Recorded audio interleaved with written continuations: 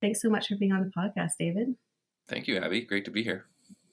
So we met a few years ago at the From the Ground Up trade show that Andrea Gray Grant puts on out of her Good to Grow headquarters in North Van. And we kind of just spent 2 days judging a bunch of food that was maybe not quite ready for the shelf yet, but we were kind of the gatekeepers of that decision at that point. And I remember after, day 2, just sort of sitting there being like, who is this guy?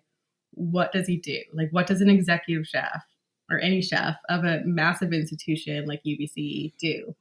And, after day 2, I kind of cornered you and grilled you for about 20 minutes about what your role is and, how does that work? To the point that I think Andrea wanted me to let you go. So I eventually did. But when I wanted to do the Small Batch podcast, I thought, I always put you really high on the list because I don't think that people really know what it is that you do and the impact that an institution like UBC can have on our local food system. So that's why I really want to talk to you today. So people who, most people don't know what it is you do. So really, like, what is your role as an executive chef of an entire campus? What is my role as an executive chef? That's a good question. It's an amazing job. I feel very fortunate to have the opportunity to do the work that I do. The easy answer is I oversee the culinary program at the University of British Columbia, both in Vancouver and Kelowna, and we. Both campuses are very large. They're like their own cities. And we have many different food outlets on campus, ranging from residence dining to full service restaurants to catered events to drop delivery, food trucks, cafes across campus. You name it, we do it. And so I oversee the food program. So that's the easy answer to what I do. But it really is so much more than that. One of the great things about working for a university such as UBC is the strong commitment to sustainability, well-being, Indigenous food rights. So my job really allows me to explore, challenge myself, learn new things, and do projects on our campus that are at a very, very high scale, but still in a controlled environment. So I really enjoy all the different avenues that I get to explore within this role, and I'm excited to talk about it with you today. Awesome. And so, like, you must, you're not in the kitchens. You're sort of just overseeing the entire program, signing off on the final details of that. That's sort of like the role you end up doing. Because I think a lot of people always think chefs are always in the kitchen. That's not really the case. That's totally correct. To say that I'm in the kitchen always would be not true. I spend more of my time usually in meetings behind desks, in front of computer screens, and I like that. But where my true heart is in the kitchen, working with people, working with ingredients, making food, seeing people enjoy that food. That's what I truly love to do. But this role is so much more than that.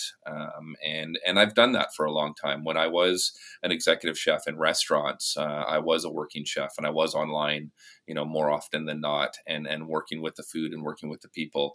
And I did that for a long time. So not to say that I don't enjoy that anymore. It is time for a kind of a new challenge in my life within the same profession. So that's kind of where I am now with my role at UBC. So what brought you, why were you, of all people, probably applied for this job? Like, why were you the one chosen for it? What was it that you were bringing? I think I brought a vision, and at the right time where UBC Food Services was looking for a vision within their food system. We've all heard the horror stories of university dining programs and how average or below average that they used to be, and UBC didn't want to be in that realm, and wanted to really revolutionize their food program. So I came about at the right time.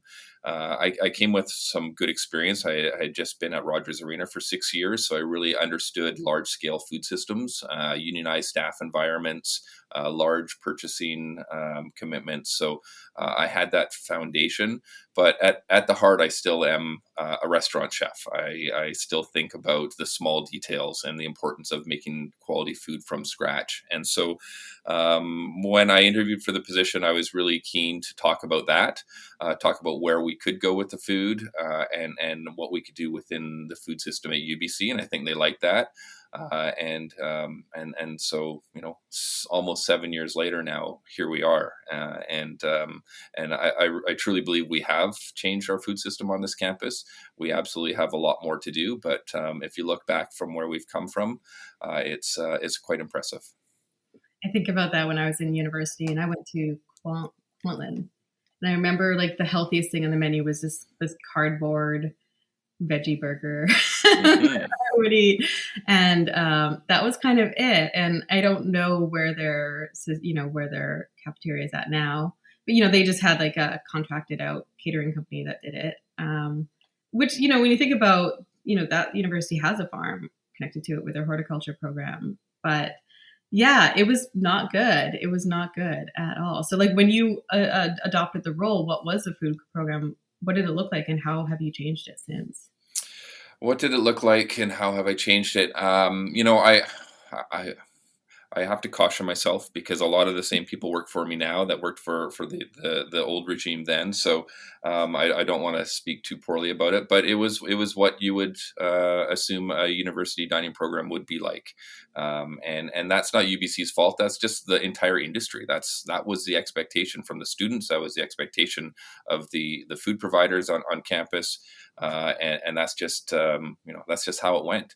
And that's not how it's going. Not only at UBC but across North America and universities, there is a real push to have better food. People are understanding the importance of quality food. I reflect back at my time with Rogers Arena when I was cooking for the Vancouver Canucks, and when I was working with Roger Takahashi on the menu. I mean, they were crystal clear that what the athletes ate had an impact on how they performed on the ice, and it's no different for our students here at UBC. These are students that are preparing themselves to be the leaders of the next generation, and if we're going to not serve them food that's going to support their academic growth, then that's a missed opportunity. And so we understand that, and we work towards achieving that goal. So things are different for sure. It's like that interesting, the freshman 15 and that is a part of culture where it's like expected that you're going to be kind of unhealthy while Hmm. you're studying, which is really like wild when you think about it. Yeah. It's interesting because it's an informative time of life for a lot of these people. We cater to all different ages and all different types of people on our campus because we're so vast. But predominantly, our customers are between the ages of 18 and 22. A lot of them are living on their own for the first time in their life. A lot of them are making their own food choices for the first time in their life, and it's an opportunity for us to help shape those decisions that could grow with them for a lifetime of healthy eating. So we don't underestimate that role. No, definitely not. Like just so we had an idea of the scope, and obviously before COVID, times have changed a bit. But like, what would be like the number of students you would serve in whatever way you can kind of quantify that? Yeah, that's how would I quantify how many people we serve? There's many ways to do it. One example in Vancouver pre-COVID, all the numbers I will talk about is pre-COVID for sure, Yeah. is we would do 30,000 transaction a day in Vancouver. That could be as little as a cup of coffee for somebody, or it could be a plated three-course dinner at a wedding on a Saturday afternoon at Cecil Green. So it ranges. So that's not a great example, but it does give you the example of how many customers we have in a day. We have 5,400 students living with us in first year residence where they have a mandatory meal program because they don't have kitchens in their rooms. So we look to those students as people that this is their home, this is where they live, this is where most of their meals are going to come from. And so that's a large number. And then with staff and faculty and events across campus, it really truly is large. Another way to quantify it is we were nearing $50 million food and beverage business in Vancouver alone, another 6 million in Kelowna before the pandemic hit. So I'm not positive, but we may be the largest food and beverage business, single business in British Columbia. And with that, we also had a purchasing budget of around $14 million in Vancouver on food and beverage. So some really big numbers that we deal with. Like for me, I think I said this to you earlier, like my brain does not quite compute those numbers in some ways. And like, okay, well, we would need broccoli. Like how much broccoli do you need to feed that many people, Mm-hmm. So I think it's interesting to think that way, but you work in big systems. So coming back to that question of like, so how has it changed since you've come on board, and what kind of programs have you implemented? Mm-hmm. How has it changed? I think one of the biggest things that we did was in 2017, we authored and launched our Food Visions and Values. That is a public facing document that is on our website. We encourage our students to look at it, challenge us on it, and it is a set of values that help inform our decision making. Some are more on the aspirational side where we want to be. Some we are absolutely doing a really good job of already. But by having our food vision and values committed to, it really provides us structure for how we want to move forward as a business. And it also holds us accountable, which is really, really important because every business I've ever worked for absolutely wants to do all the great things, whether it's sustainability initiatives, quality food, making things from scratch, programs for your staff. These are all things that nobody doesn't like to do until they realize that they cost money, and that's usually the barrier. Even before UBC for sure. But when you commit to something, then it forces you to really evaluate those decision-making processes a little bit more and grounds you in what you believe your organization should do. So our food vision and values are, I think, really important to our business. I believe the University of Stanford food program also has a set of values, but we've been doing scans across North America within university food programs to see who else has a set of values that helps inform their decisions, and there's not many out there. So I think it is kind of a groundbreaking thought to do this as a food program. And whenever people ask me, what was the one thing, if you could say one thing, that's helped move the food program along. And I always come back to our food visions values and committing to those. And one thing I will say is UBC is a self-operated food business. So we're not contracted out. We're not a part of a third-party, global corporation that does this all across the world. We are UBC. We have no business outside of UBC. So we are able to make our own decisions. Of course, we have a budget that we have to adhere to. But beyond that, it allows us to align ourselves with the goals of the university in a much better way than, say, a third party company that has its own set of values to adhere to. So I think we have a great opportunity with that fact. What are the few kind of highlights of those kind of values, just for people to understand? Mm-hmm. Some of the highlights from our food visions of values: local purchasing, 100%. We had a strong commitment to local purchasing even before I got here, which was great. We continue to evolve that. Another one would be the change from using ready-to-eat processed foods in our environments and moving to more quality ingredients made in-house from scratch. That was a big one. And then, we talk about waste reduction, reducing our plastic usage. We also talk about employee programs, training programs. We've got a extensive culinary apprenticeship program that we launched in 2018 that falls within our food visions and values. So they really are sweeping. A healthy beverage initiative jumps out as another one. A few years back, we made a push to reduce the sugar sweetened beverage consumption on our campus. So there's a lot that falls within our food visions and values for sure. I think about this because I've been doing a lot of website building, writing, and stuff like that lately, and I have a terrible habit of needing to have some sort of sweet or something when I write or if I'm kind of stressed out with a project. And like M&Ms are my kind of go-to. And I know I shouldn't say that, but it's true. M&Ms are great. It's all about balance. I mean, we're not the sugar police, No, but but it's just so funny. I think that's like a part of that comes from years of working in schools where like that, that food was just very readily available. So it became a part of my like study habits. And now as a writer, it's still part of right. my habits. And I'm like, maybe frozen blueberries will do the trick instead. And it's just never has. So, See, there you go. Those are those informative years where you've shaped your food choices yeah. that are sticking with you. Well, that was the only, those were the only kind of options for you there. Like, Hmm. and I just don't think that like at the time, and I talked to my mom about this a lot, like, I don't think the awareness was there. I'm an 80s kid. Like, I don't think the awareness was there around what some of this food really is and that there's other options out there. It's so easy for us to sit where we are now and be like, oh, well, local's this. And, but, I think in the 90s, having imported food was like sophisticated. It was, Right. it was the thing to do, and like, oh, Costco food like is so easy. Like, why not, so that's always, it's a shift in mentality. And like, do you think the students really notice what you're doing? Yes. I think. I mean, it's hard to say. I mean, there's a great. The fact that we get a new crop of students every year is great, Yeah. but it also comes with challenges.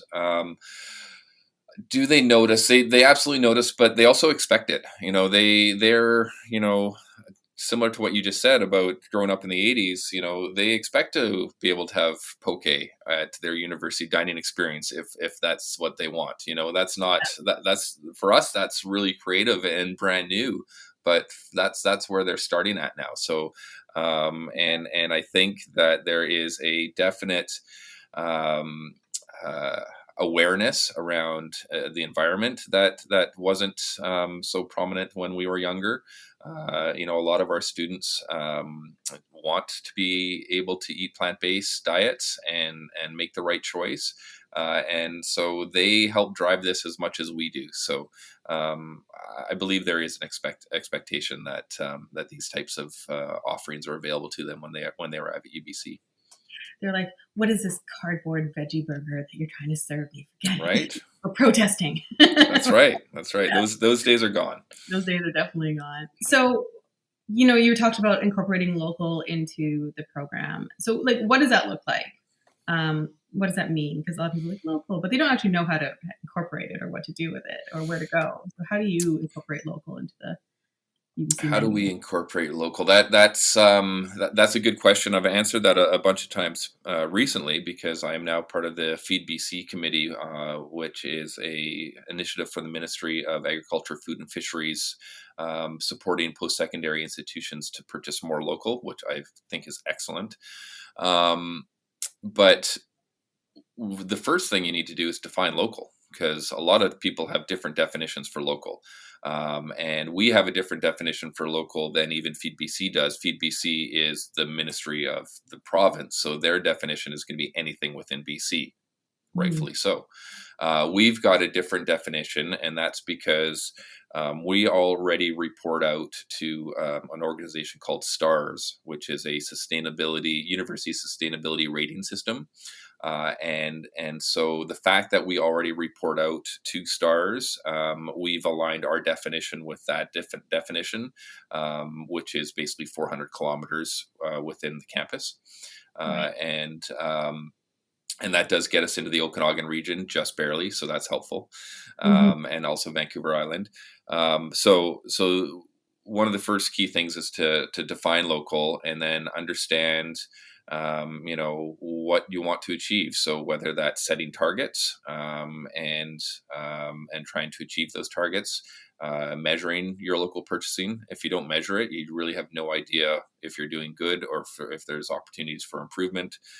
So I think setting targets and measuring those goals are important if you want to grow that, and then just commit to it. I mean, it's always going to be easier to buy something from a mainline supplier that is likely an American corporation that's sourcing food from all over the globe.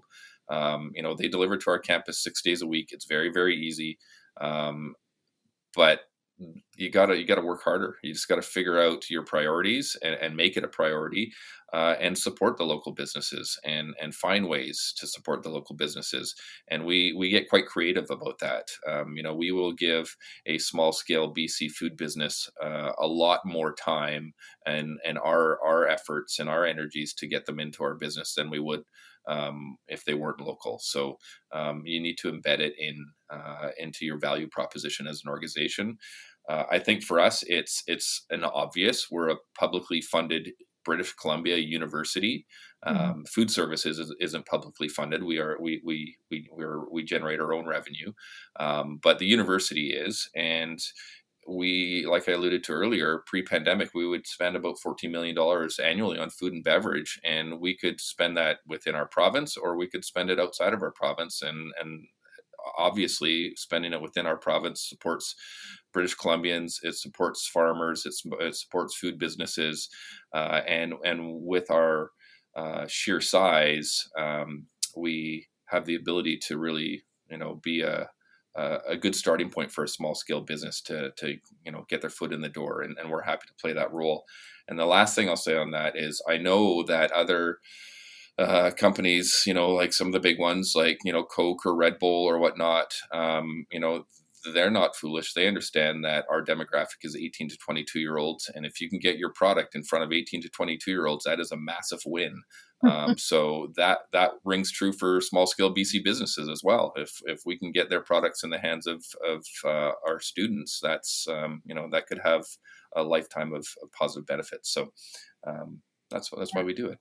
That's a good note, actually, for small, anybody who's listening who's a small business owner. It's, I have no idea how you would get those products in front of you or other people, maybe an email, um, you know, but yeah, that would be a good starting point to scale quickly too. Because I think, Hmm. talking to a lot of the businesses, it's, they kind of, hang out at the farmers market level. Maybe they get into Whole Foods, maybe this, but in order to really make a long-term, business where they're not, these aren't people who are making millions of dollars. Like this is not a get rich quick situation. I think there's a lot of, misgivings about that. But in order to make enough money to make it make sense over time, they need to scale quite a bit higher. And that's really hard to do locally. Hmm. At that point, then they start looking at getting at least across Canada and maybe into the States. Um, and so actually, it's funny because I was talking to Andrea Gray Grant again, and she was talking about how she wants to get institutions on board of supporting more local. And your name obviously was brought up again. She's like, "Oh, there's not enough David Speights in the world." Sorry, Speight. Speights in the world. Um, and and kind of her mission to kind of make that happen. And so, from your point of view, when you can see what you're doing and the skill that you're working at, do you think that you have an impact on the local food system? And like, how big do you think that impact can be if other institutions get on board too? Yes, absolutely. I think we have an impact. I know we have an impact. And it's one of the great things about working within university environments that I've found over the last, almost 7 years that I've been here, is there is this great network of sharing amongst universities, and it's simple. It's we don't compete for the same customers. The customers at SFU are not coming to UBC for lunch, and vice versa. So That's right. they're unlike the private sector where everyone's fighting for their own customers and trying to do everything to get people to choose their restaurants. We just don't have that. So we share a lot of information and ideas, and I like to think that everything that we do at UBC has a huge impact simply based on the sheer scale of the business that we operate and who our customers are. But beyond that, we challenge other Canadian or North American universities to follow our lead, and we also turn to them to show us great things that they're doing. So some of the initiatives that happen on this campus absolutely can be scaled up across Canada or across North America, and they may not help BC businesses, but if an Ontario university is choosing to support more Ontario businesses, well, that's great too, and that's exactly what we should be doing. So in this community, there is this really close network of chefs and food operators that like to talk and learn from each other. So Yeah, so it's more than just what's happening on this campus. Yeah. Yeah. I mean, if every campus could put in 14 million or whatever into the, or not just that, companies, big businesses that feed their, the convention center. They have a lunch program there. I catered there for a few months years ago, Hmm. or cater waiter, I should say. They could kind of dump some money into the system. I think that, these small producers would never even really have to be on the shelf in a way. They would have a supply and that would support the entire system. So, Hmm. Yeah, I yeah. think that's one of the good things about this new Feed BC committee that's focused on post-secondary institutions. I think there's a similar one focusing on like the healthcare institutions as well. People don't quickly think about these businesses when they think about food. If you're a farmer or a food producer or a seller of food in general, you think restaurants Mhm. and chain restaurants if you want to think big. But again, like I alluded to earlier, I'm not sure that there's a bigger food business in British Columbia than UBC, and if there is, the close second might be another university, just based on sheer size. We feed thousands of people every single day, even now during the pandemic, where restaurants are closed for indoor dining and takeout and patio only. We still have thousands of people here every day that we're feeding, and so we're still the biggest food business in this province even now. So on sheer size alone, I think it's great that the ministry is looking at institutions as an opportunity to support BC food businesses. Feels like an obvious, it's shocking it hasn't been done before in some ways, but that is sometimes it's like the It obvious is not so it obvious. seems like that, doesn't it? Yeah. But I mean, again, it's like 20 years ago, 15 years ago, in the university dining programs. I mean, they were buying like pre-processed food from wherever, the cheapest spot they can get it, so I suppose the evolution of what university food programs are about these days also supports that. The probably weren't buying a whole lot of farm product 10, 15 years ago in universities anywhere across Canada, and now we are, so in a way the market's opened up. Super interesting. So I kind of want to talk a little bit before I let you go about how COVID's impacted or impact. I don't know if impacted is actually a word. Has impact the business you run, and in a way your purchasing power has probably changed. So yeah, what's happened with COVID? Yeah, I mean, like us, our world turned upside down May 13th or whatever day it was last year. It was dramatic for us as it was for everybody else. We were a little bit different than, say, a regular restaurant or food business. We have people that live here. And last March, it wasn't as easy as, we're going to close the doors and stay home and work from home and try to stay safe in that regard.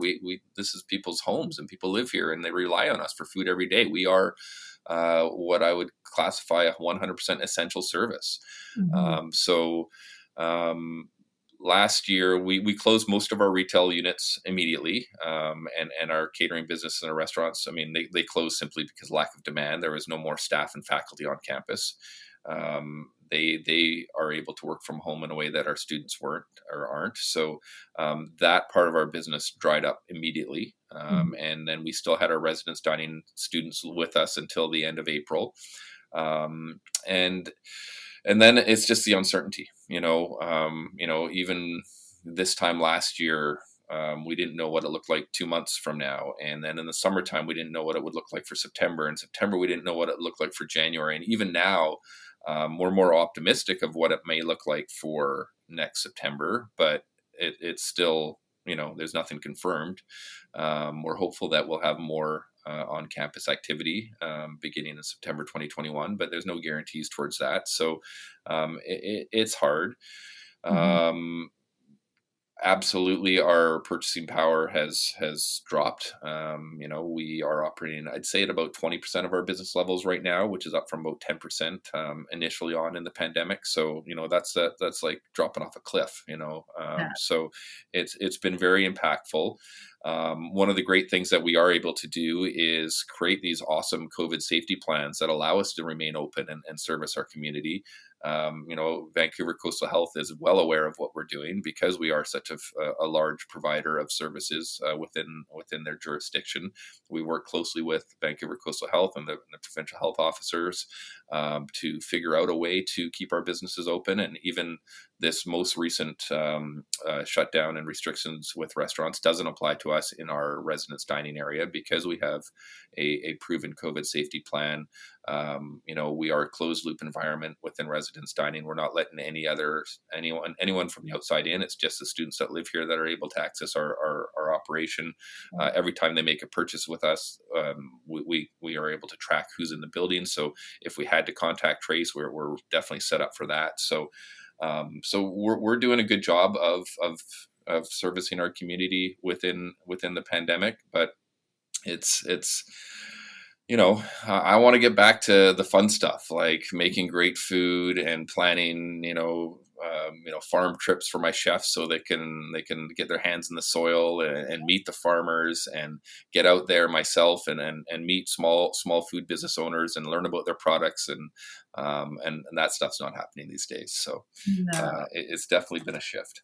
That's been a bummer for me too. I'm always like, well, I do need photos, but how do you feel about this? Or, it's a bit of a line to walk on that. So do you know what, since you're not able to purchase as much as you usually do you know what other avenues those farmers and makers are going, where their product is going? Yeah, that's a good question. Where is their product going? Some of them are simply making less and growing less, for sure. I remember right at the pandemic last year, it was a pivotal time for our very own UBC farm. They were just about to put seeds in the ground, and they didn't know if they were going to be allowed to and continue to operate as an essential service on our campus. And even if they were allowed to, they didn't know where they would, what outlet they would have for that food. We certainly wouldn't be buying it in the same levels that we historically had, and same with the restaurants. So they did move forward with the harvest last year. They were granted essential service rights by the university and had a COVID safety plan produced so that they could operate their farm, which was great. They were still able to operate farmers markets in the summer, obviously with COVID restrictions. CSA boxes were more popular as this groceries delivered to your house concept became a lot more prevalent in the last year. And we did something because we had more time last summer that we'd never done before, and we bought a whole bunch of their products and did some jarring and some pickling and extended the season on some farm fresh vegetables that we still are serving in our dining environments now, which is something we're just going to do every summer now, and then that's a silver lining in COVID. We hadn't had the time before to do that, and now that we've seen that we can do it and how great it is, that's just going to be something we do every summer now to extend the season of the farm fresh produce. So you got to think differently. I have a vision of an entire basement full of jars of carrots. Yeah, it wasn't a basement, it was our kitchens, and it was like racks and upon racks of carrots and a whole bunch of other vegetables, turnips and such in jars, and we even put them on display in our dining hall, and then have been using them on our salad bars and in some recipes throughout the winter season. So you got to take the wins where you can get them. Yeah. What a cool way to kind of get back to roots in a way, because that's how people used to preserve food, and I think a lot of people are going back on the individual level to some of these things like fermented products, pickled products. I always say I'm going to do it every year, but then I don't because I'm like that. I have a small kitchen, so I'd have to take over, say, my mom's kitchen, and she would not be happy about that. So, right? Okay. Well, is there anything else you think that people should know before I let you go about, about buying local, supporting local, and also on the institutional level? Sure. I mean, I think one of the last things is I've been speaking today with my kind of business cap on for the most part, talking about purchasing power and dollars and cents. Right. But at the end of the day, I am an executive chef, and food is where my heart is. And food tastes better if it's traveled a shorter distance to your doorstep before you cook it or eat it. Full stop. And so when we're talking about local food, I know that we're talking about quality food. You know, I'm tired of serving tomatoes that were picked in California and were ripened on a truck in transport. They're garbage. They don't taste like tomatoes. They don't have good nutritional value. And that's important for us at the University of British Columbia, but it should be important for everybody in your house. And you know, the food that you eat, you know, obviously from an environmental aspect, if it's traveled less is better, but more importantly, it tastes better and it's better for you. And that is at the root of why we do this. You know, there's so many other positive reasons that we talked about throughout this call, but at the end of the day, the food's better, and that's what we should be serving. I so wish you were the executive chef when I was in school, even high school. But oh Don't well. get me wrong, our students still challenge us, Oh yeah. and as they should, as they should. You know, I mean, that's the other thing. It's diverse, right? You can't make, you know, 54,000 people happy every single day, but we do our best to do that.